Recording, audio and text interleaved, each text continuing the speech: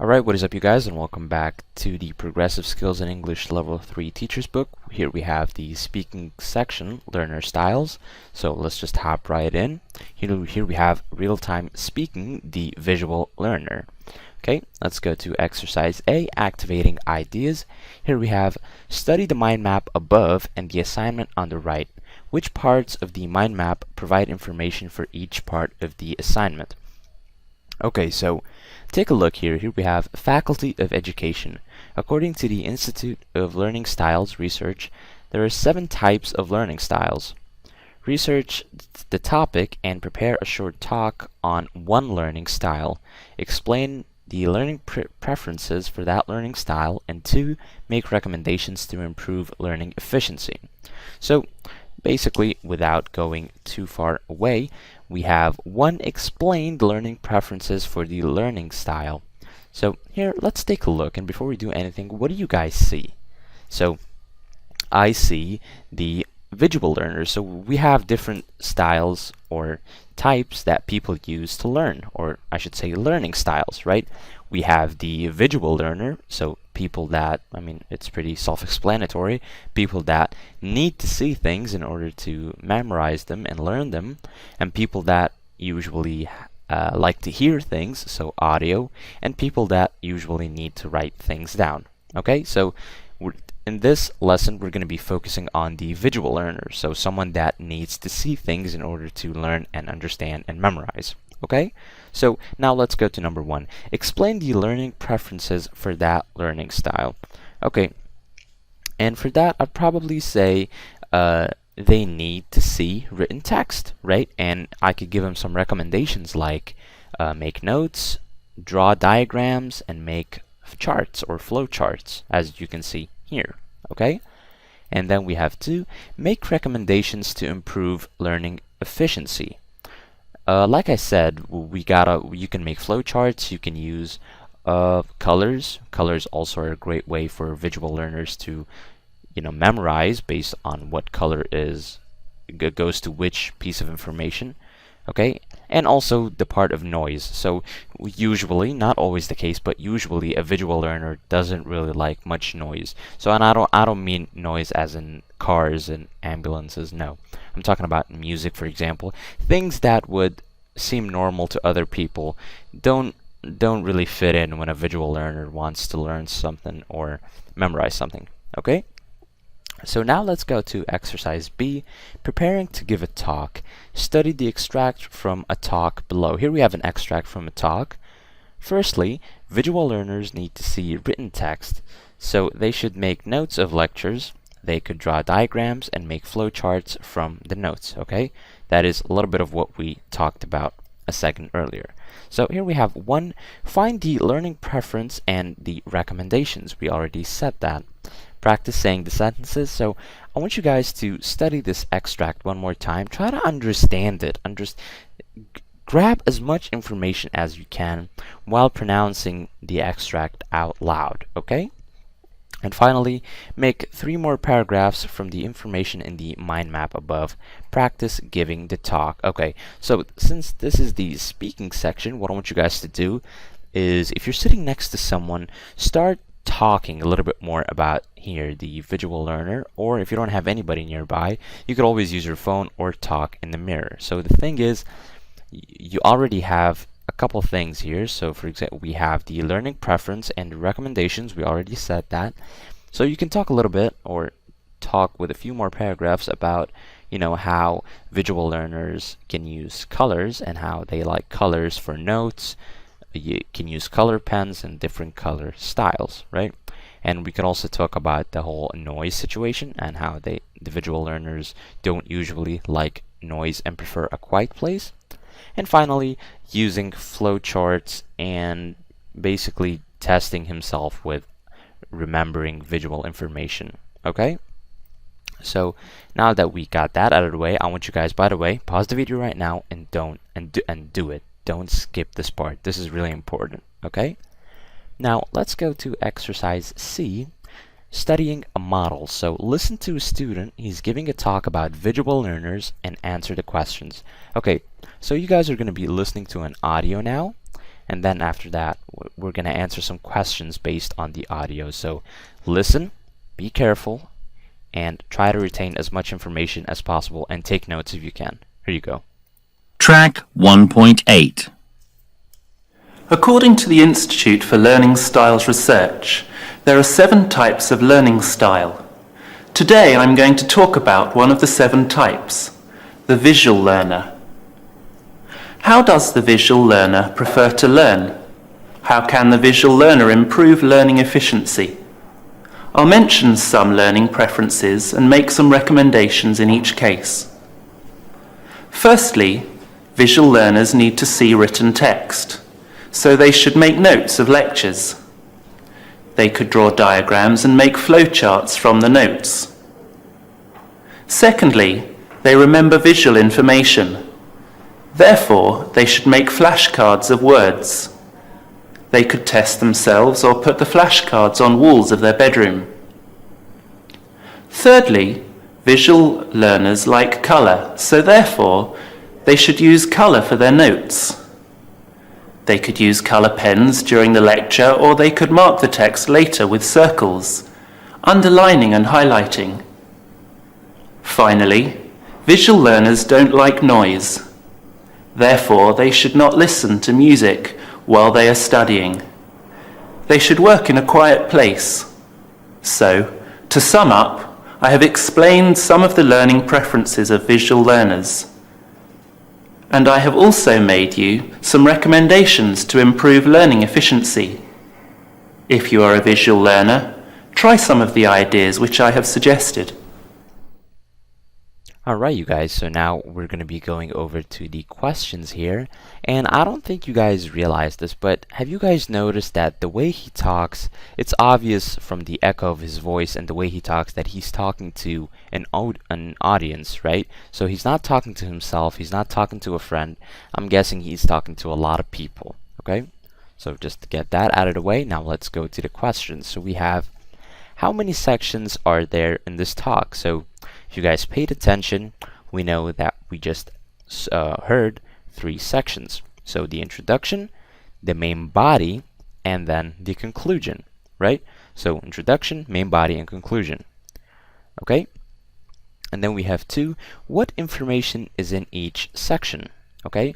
So we had the introduction, and that had what information to talk about and order of information. And then we had the main body, which had the learning preferences and recommendations. And finally, we had the conclusion, which reminded us of the information. Okay? And then we have number 3. What signpost words does he use to help the listeners? And we talked about this a little bit. You guys remember the signpost that speakers usually use to help the listeners? And that is something like firstly, secondly, thirdly, and finally. And that is what the speaker just said. And finally, what do you notice about the way he gives the talk, And that is why I asked you guys that first question about how he was talking to an audience and not, you know, his friends or whatever. So I noticed that he was probably looking at cards because he didn't really stutter. It was more kind of a brief pause, right? However, I did notice that he also speaks clearly and slowly with pauses. So that is a great indication that someone is talking to an audience. Okay? So yeah, these were the questions for exercise C. Now let's move on to this vocabulary box here before we go to exercise D. So you guys know the drill. Write them down and practice your pronunciation. So we have diagram, learning style, mind map, preference, recommendation, visual, written. Okay? Now let's go to exercise D. Developing critical thinking. In small groups, discuss the following.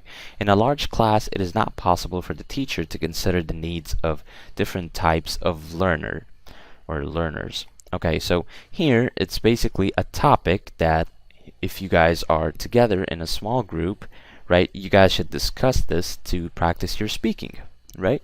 So in a large class, you as students, address that how it's not possible for a teacher to consider the needs of different types of learners, such as the visual learner, the listener, and finally the style, what was it? The writing style, right? Someone that needs to write everything down. Okay? If you guys are not in small groups and everyone's going solo right now, then that's totally fine. Again, open that recorder or go look in the mirror, okay? And start talking, start speaking, okay? Alright, so now let's go to exercise A. Here we have activating ideas again. So when you arrive at university, what do you talk about with other students? So this answer will totally depend, or will be totally up to you basically. So when you arrive at university, what do you talk about with other students? Do you say hi? Do you guys talk about last night's assignment? Do you guys talk about when you guys are gonna eat after you're done with the lecture? You know, whatever you guys do. And then we have 2, look at the pictures. What areas of university life do they show? Okay, so here we have some pictures and different parts of the university life. So we talked about probably, if we're gonna say number 1, we'll say lectures and lessons. Obviously, it is a university after all. And then we have 2. This is probably in a coffee shop, so I'll say around the town and the local area, or simply the campus. Okay, that can also be a possibility. Then we have number 3, arrival and travel. That means if you're probably traveling abroad to study or something like that. Okay. And then we have number 4. These are probably online courses. Okay. Then we have 5. What is 5? What do you guys think? I probably think it's studying. So you're doing assignments or study bedrooms. Okay. And finally we have number 6, and I think this is meeting teachers or professors or tutors. Okay. So these were the different pictures showing the areas of university life. Now let's go to exercise B, studying models. So cover the conversations, look at the questions in the box. Let me actually skip this. Listen and complete the conversation. Okay, you guys, so let me actually open this so you guys can get a better look. So we're going to be listening to these conversations, and we're going to choose the correct question to go that goes with said conversation. Okay, so here we go. Have a listen. Track 1.9. 1. What course are you doing? Environmental science. Is that a BSc? Yes, it's 3 years full-time. 2. Are you staying on campus? Yes, I'm in the halls of residence. It's really good. Are the rooms shared or single? They're all single study bedrooms. 3. Have you been into town yet? No, not yet. Have you? I'm going today. I've got a map here. Oh, great. Can I come with you? 4. Have you met your tutor? Yes, I went to her office yesterday. What's her name? I've forgotten, but she seems really nice. 5. How long have you been here? I arrived on Sunday by train. You? I've been here for a week. So you know your way around then. 6. When are your lectures? I've got 5 hours a week on 3 days. My lectures are on Monday and Friday. Oh, that means no long weekends for you then? Yes, it's a bit annoying. Right, and I don't know if you guys noticed this, but these conversations are actually a continuation of the university life and the photographs that we just took a look at. Okay, so I think, yeah, we have exercise C, practicing a model. All right, so we have one more speaking practice before we move on. Here we have practice the conversation. So I want you guys to pause the video and start not really talk. I want you guys to just read the conversation again, but read it with heart. Don't just read it like a robot. Read it and try to understand, like really understand, okay? Engage as in, think of yourself as both characters at the same time talking, okay? And after you do that, you can ask your partner, and I'm going to change this up a little bit. I want you guys to pick, obviously you guys are all in university now, so pick a style or something that interests you in the university life and start talking about it with your friend, right? Or your partner or whoever's with you, right? Just start talking with someone else. And it's best if you can do this exercise with someone else. But if not, then again, you guys know we have phones and we have mirrors. All right, now let's move on to the next page. All right, you guys, so in this lesson here, we're going to be talking about giving a short talk. You want to use should and shouldn't and could. Okay, so we'll start with a simple pronunciation check. Here we have vowel sounds.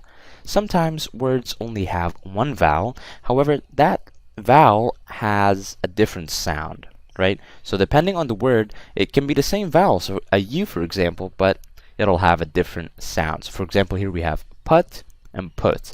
You see that difference? Put as in and put as in okay?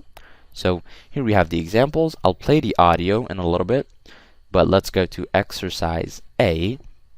So say each pair, or actually before that, read the pronunciation check. How many vowel sounds are there in the examples? And there are about, I'd say 12. Yeah, so 12. Okay? And then for number 2, say each pair of words with correct vowel sounds. Okay, so I'm going to pronounce it for you guys. I advise you to pause the video right now. You start by saying the pairs of words and see how your pronunciation is, right? And try to improve it.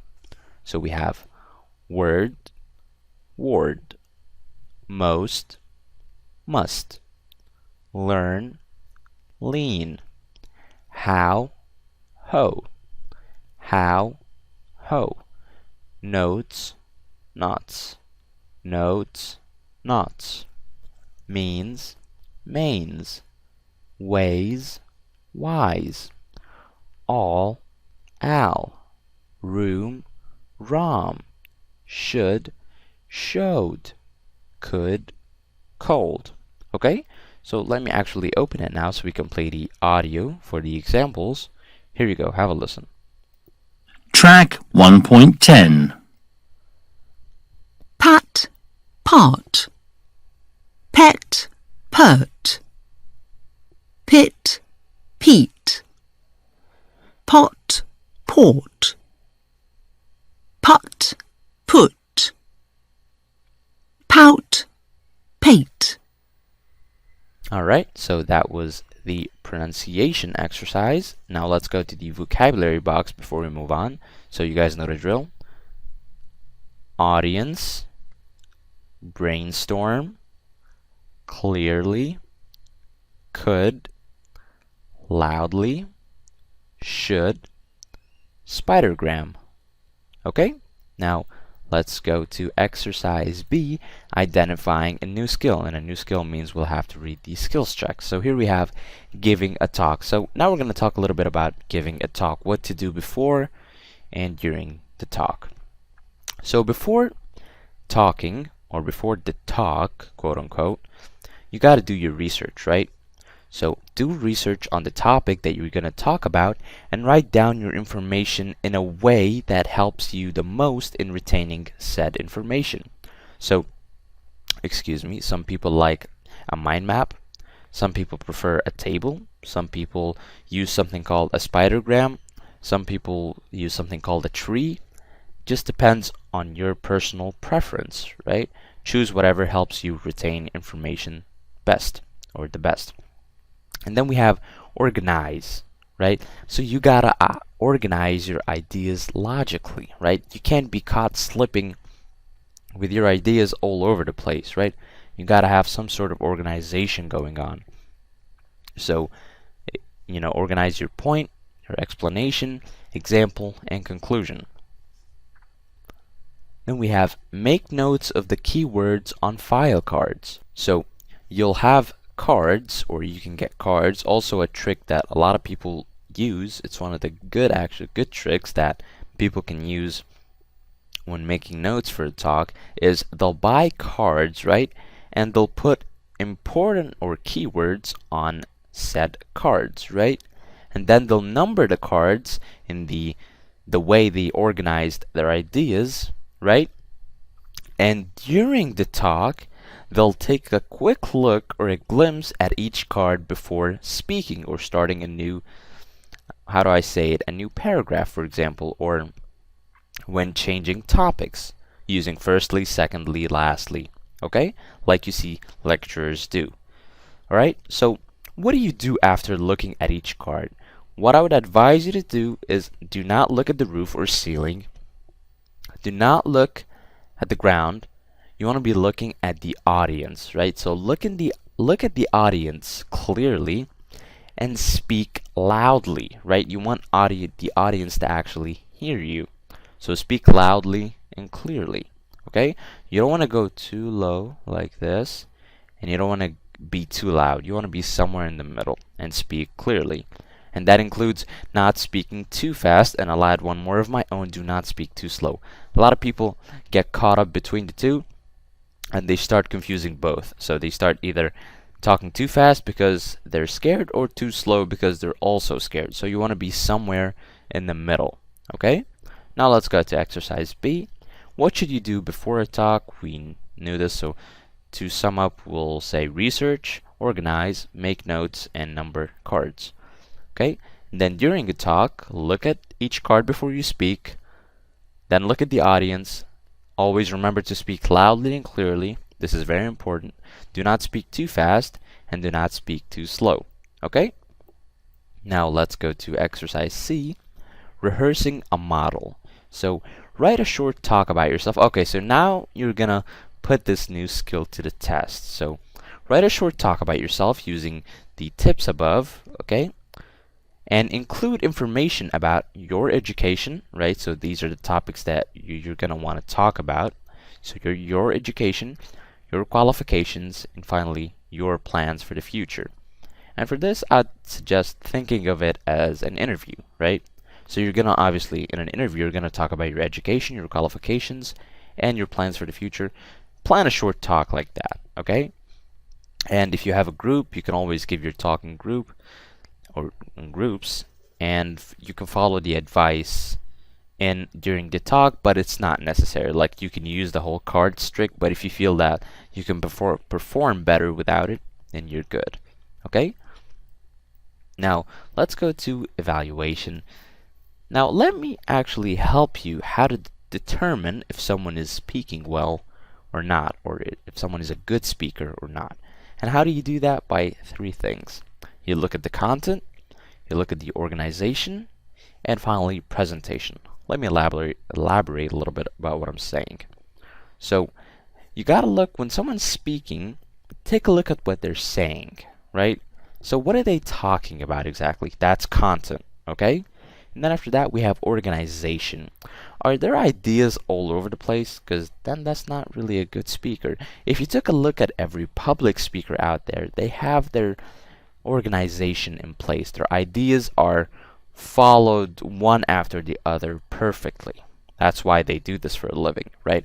And finally, one of, in my opinion, the most important is presentation. So the way you present yourself to people, even if it's just simple talk to someone else, the way you present yourself, the way you talk. Now imagine doing that in front of an audience and not having your presentation on point. That would just not be good, okay? So the way someone talks, the way, even small things like the way someone dresses, the way someone moves his hands, the way someone looks at the audience, the difference can be huge between someone that looks at the audience and someone that looks at the ground the whole time, okay? So yeah, that's how you evaluate if someone is a good speaker or not. Now we have practicing a new skill, again related to speaking. What should you do in these situations? Now, I want you guys to pause the video, take a look at these situations, and write down what would you do, right? So you have 2 tests on the same day next week. I would say you should begin to study now, right? Only makes sense. Then we have number 2, you are late with an assignment. Now, what would you do? For me, I'd say you should explain the reason to your professor, right? Seems logical. Then we have 3, the fire alarm goes off in a lecture. Oh no. And for that, I'd say you should leave immediately by the fire exit. right? You don't want to get burned alive, do you? And then we have a friend offers to write your assignment. And for that, I'd say you should refuse the offer. Although I know it's tempting. Then we have number 5. You have an important test tomorrow. And for that, we'll probably say a good old you should go to bed early, right? You know, good rest really helps during tests. So you have an important test tomorrow. For that, we'll say you should go to bed early. And finally, we have number 6. Your rent is due and you have no money. Okay, so this is kind of a sticky situation for you, so you should ask the bank for a loan. Okay? So this was practicing a new skill, exercise E. Now let's go to exercise F here, using should and shouldn't. Let's go to skills check 2 first, using should, right? So we use the modal should to give strong recommendations or advice. So for example, visual learners should make notes of all lectures. That looks like strong advice or recommendation. We use a verb in the infinitive without to after the modal. And the vowel sound in should is short, just like good. So good, should, stood. Okay? Now let's open exercise F here. And now here we have study each sentence, say the same thing or a similar thing in a different way, and use the words in brackets. Okay, so we're going to be saying the same thing, but we're going to be using should and shouldn't. Okay, so we have you should come on time to every lecture. Then we have the word late. So how would we use the word late here? We can probably say you shouldn't, right? Be, and I forgot the D. Wow, interesting. You shouldn't be late for lectures, right? You shouldn't be late for lectures. You should come on time to every lecture. It's really similar. You shouldn't be late for lectures. Then we have you shouldn't stay up all night revising before a test. And we'll say you should, what is that? You should go to bed, right? Early the night before a test. So you shouldn't stay up all night revising before a test. You should go to bed early the night before a test. Then we have C. You shouldn't make fun of people, and then we have the word respect. And for that we can just say something simple like you should respect people. Okay? Then we have D. You shouldn't eat junk food, and here we have healthy. And for that we'll probably say you should have a healthy diet. Full stop. Excuse me. And then we have exercise, not exercise, E. I really recommend this novel. Read. I hope you're getting the hang of this now. This is easy. You should read this novel. Okay? Then we have F. If you are ill, you should stay in bed. University.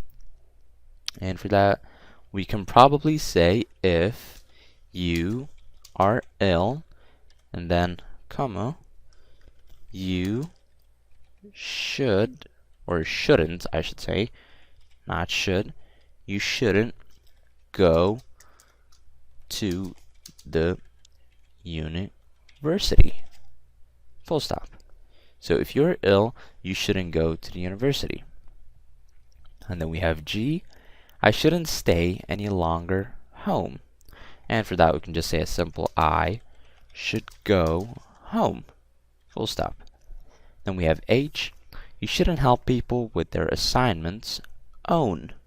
For that we can say people, oh, not here, in H, people should do assignments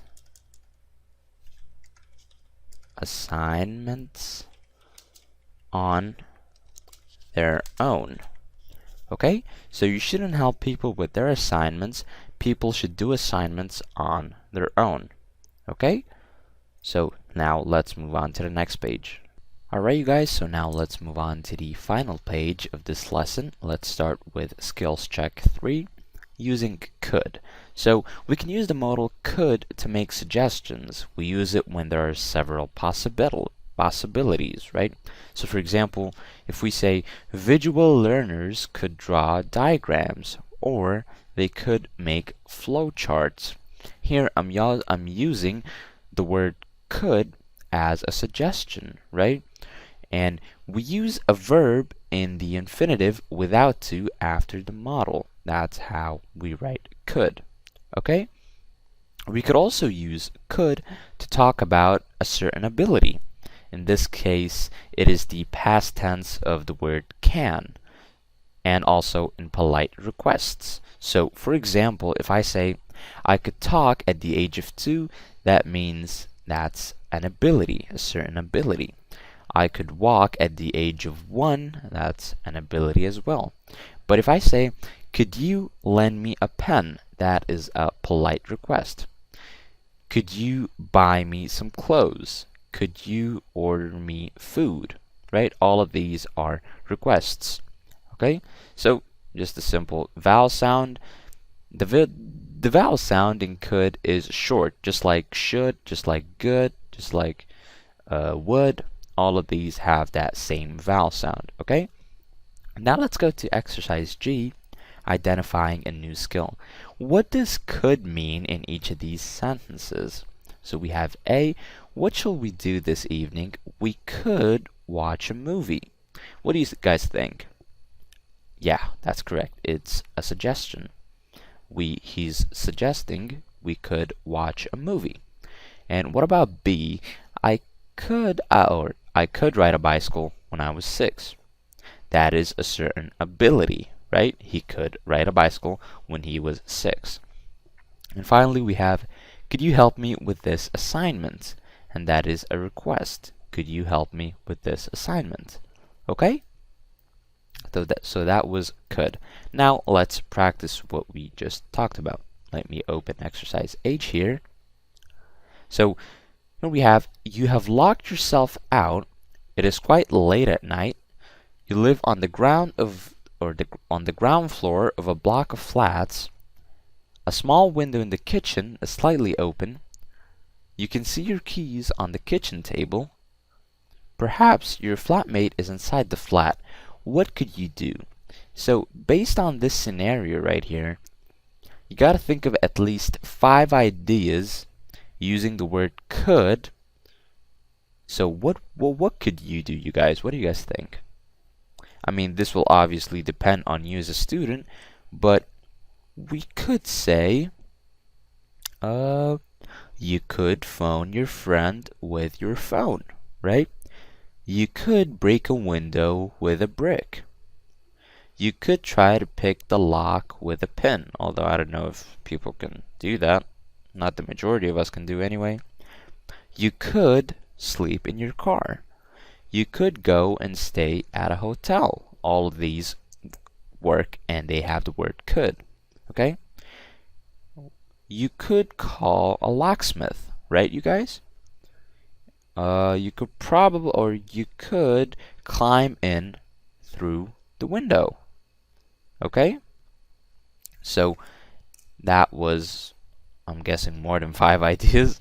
Okay? So you could use your own ideas. Just make sure that you use the word could. Okay? So now let's move on. Here we have make suggestions. In exercise I, what could you do in these situations? Okay, so using the word could as a suggestion, okay? You need to fix your computer. What would you do? This will obviously, again, depend on you as a student, but here are some possibilities. So I could say for number 1, I could say, you could take it to the repair shop at the mall, right? You don't understand an assignment, you could ask another student for help, or I could say, you could ask the professor to explain it to you, right? You have lost your room key. So for that, I could say, you could go to a hotel, right? What is number 4? You have no course book this weekend. For that, I could say, you could relax, or you could go away, right? You share a house with 4 friends. It is always dirty and untidy. Okay? For that, I could say, you could make a housework routine, or you could spend the whole weekend tidying and cleaning. Okay? So that was how to use could. Now let's move on to reading. I'll see you in the next one.